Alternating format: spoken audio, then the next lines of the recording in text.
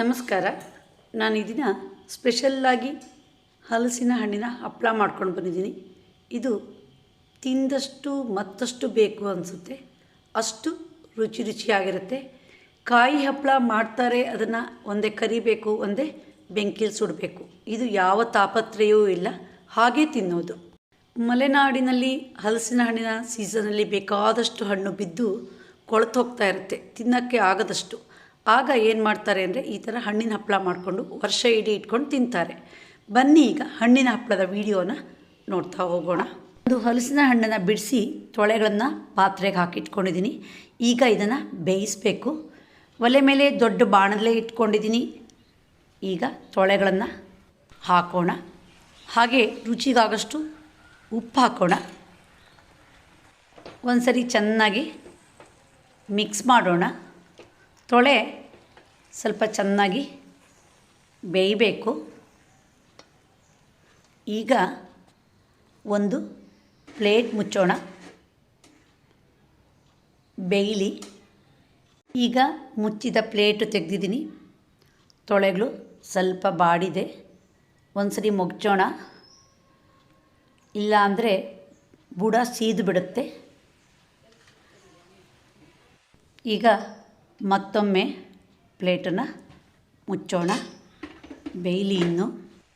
ಈಗ ಮುಚ್ಚಿದ ಪ್ಲೇಟ್ ತೆಗೆದು ಒಂದು ಲಿಂಬೆ ಹಣ್ಣಿನ ಗಾತ್ರದಷ್ಟು ಬೆಲ್ಲ ಹಾಕಿದ್ದೀನಿ. ಬೆಲ್ಲ ಹಾಕಿದ ಮೇಲೆ ಸ್ವಲ್ಪ ನೀರು ಹೊಡೆಯುತ್ತೆ. ಸೊಳೆಗಳು ಮೆತ್ತಗಾಗಬೇಕು, ಆಗ ರುಬ್ಬಕ್ಕೆ ಚೆನ್ನಾಗಾಗುತ್ತೆ. ಈಗ ಮತ್ತೆ ಪ್ಲೇಟ್ ಮುಚ್ಚೋಣ, ಸ್ವಲ್ಪ ಬೇಯಲಿ. ಈಗ ಮುಚ್ಚಿದ ಪ್ಲೇಟ್ ತೆಗೆಯೋಣ. ಸೊಳೆಗಳು ಚೆನ್ನಾಗಿ ಬೆಂದಿದೆ. ಒಂದು ಸರಿ ಮುಚ್ಚೋಣ. ಮಧ್ಯೆ ಮಧ್ಯೆ ಮುಚ್ಚಿದ ತೆಗೆದು ಹೀಗೆ ಮುಗಿತಾ ಇರಬೇಕು, ಆವಾಗ ಸೀದಲ್ಲ. ಈಗ ಗ್ಯಾಸ್ ಆಫ್ ಮಾಡೋಣ, ಸ್ವಲ್ಪ ತಣ್ಣಗಾಗಲಿ. ಹೀಗೆ ಬಾಳೆ ಎಲೆ ಮೇಲೆ ಹರಡಿಟ್ರೆ ತೊಳೆಗಳು ಬೇಗ ತಣ್ಣಗಾಗುತ್ತೆ.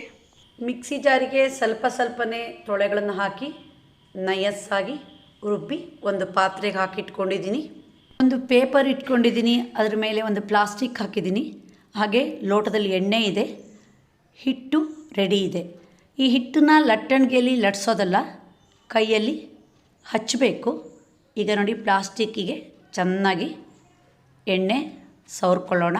ಎಣ್ಣೆ ಹಚ್ಚಿದರೆ ಹಪ್ಪಳ ತೆಗಿಯೋಕ್ಕೆ ಬರುತ್ತೆ ಕ್ಲೀನಾಗಿ. ಸಣ್ಣ ಕಿತ್ತಲೆ ಹಣ್ಣಿನ ಗಾತ್ರದಷ್ಟು ಉಂಡೆನ ತಗೊಬೇಕು. ಬೆರಳಿಗೆ ಎಣ್ಣೆ ಹಚ್ಕೊಬೇಕು. ಹಾಗೆ ಮೊದಲು ಉಂಡೆನ ಸ್ವಲ್ಪ ಬೆರಳಲ್ಲಿ ತಟ್ಟಿ ನಂತರ ಎಳಿತಾ ಹೋಗಬೇಕು. ಸ್ವಲ್ಪ ತೆಳು ಬರಬೇಕು, ಆಗ ಚೆನ್ನಾಗಿ ಒಣಗುತ್ತೆ. ನೋಡಿ, ಹೀಗೆ ಹಣ್ಣಿನ ಹಪ್ಪಳವನ್ನು ಹಚ್ತಾ ಹೋದರೆ ಸರಿ. ಮಧ್ಯೆ ಏನಾದರೂ ಹರಿದೋದ್ರೆ ಅಲ್ಲೇ ಮತ್ತೆ ಹಣ್ಣಿನ ಹಿಟ್ಟನ್ನು ಸೇರಿಸಿದರೆ ಸರಿ. ಹಣ್ಣಿನ ಹಪ್ಪಳ ನೋಡಿ, ಪ್ಲಾಸ್ಟಿಕ್ಕಿಗೆ ಹಚ್ಚಾಯಿತು, ಎಷ್ಟು ದೊಡ್ಡದಾಗಿ ಬಂದಿದೆ. ಬಾಳೆಲೆಯಲ್ಲಿ ಹಚ್ಬೋದು, ಆದರೆ ಬೇಗ ಒಣಗೋಲ್ಲ, ಮತ್ತು ಫೋಲ್ಡ್ ಆಗ್ತಾ ಬರುತ್ತೆ ಬಾಳೆಲೆ ಒಣಗಿದ ಹಾಗೆ ಹಪ್ಪಳ.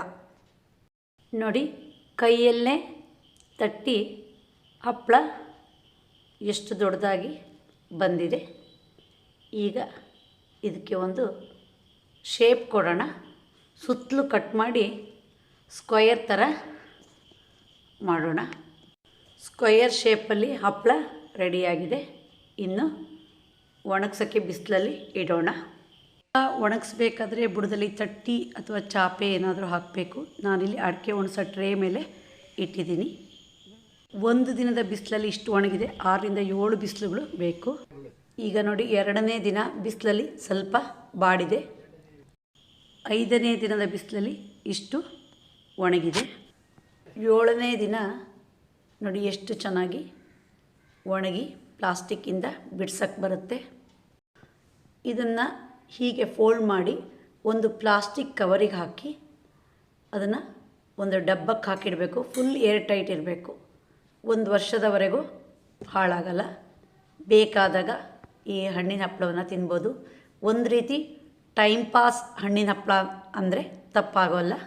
ಮಲೆನಾಡಲ್ಲಿ ಯಾರಾದರೂ ಗೆಸ್ಟ್ ಬಂದಾಗ ಈ ಥರ ಹಣ್ಣಿನ ಹಪ್ಪಳವನ್ನು ತುಂಬ ಮಾಡಿಟ್ಕೊಂಡಿರ್ತೀವಿ, ಅವರಿಗೆ ಕೊಡ್ತೀವಿ. ತುಂಬ ಖುಷಿಯಿಂದ ತಗೊಂಡೋಗ್ತಾರೆ. ಹಲಸಿನಕಾಯಿ ಹಪ್ಪಳ ಮಾಡಿದಷ್ಟು ಕಷ್ಟ ಸಹಿತ ಅಲ್ಲ, ತುಂಬ ಸುಲಭ ಈ ಹಪ್ಪಳ ಮಾಡೋದು. ಇದನ್ನು ಹಬೇಲಿ ಬೇಯಿಸಬಾರ್ದು, ಓಪನ್ನಾಗಿ ಹೀಗೆ ಬಾಣಲೆಲೇ ಬೇಯಿಸಬೇಕು. ಇಲ್ಲ ಅಂದರೆ ನಮಗೆ ಇದು ನೀರಾಗಿಬಿಡುತ್ತೆ, ಹಿಟ್ಟು ಕೈಯಲ್ಲಿ ಹಚ್ಚೋಕ್ಕೆ ಬರಲ್ಲ. ನೀವು ಒಂದು ಹಲಸನ್ನು ತಂದುಕೊಂಡ್ರೆ 8ರಿಂದ 10 ಹಪ್ಪಳ ಮಾಡ್ಬೋದು. ಸಣ್ಣವರಿಂದ ಹಿಡಿದು ದೊಡ್ಡವರವರೆಗೂ ತುಂಬ ಇಷ್ಟಪಟ್ಟು ತಿಂತಾರೆ ಈ ಹಣ್ಣಿನ ಹಪ್ಪಳವನ್ನು. ನೋಡಿದ್ರಲ್ಲ ಹಣ್ಣಿನ ಹಪ್ಪಳ ಮಾಡೋದು ಹೇಗೆ ಅಂತ. ನೀವು ಒಮ್ಮೆ ಟ್ರೈ ಮಾಡಿ ಇದರ ರುಚಿಯನ್ನು ಸವಿಯಿರಿ. ನಿಮಗೆ ಈ ವಿಡಿಯೋ ಇಷ್ಟ ಆದರೆ ಲೈಕ್ ಮಾಡಿ, ಶೇರ್ ಮಾಡಿ, ಸಬ್ಸ್ಕ್ರೈಬ್ ಮಾಡಿ. ಧನ್ಯವಾದಗಳು.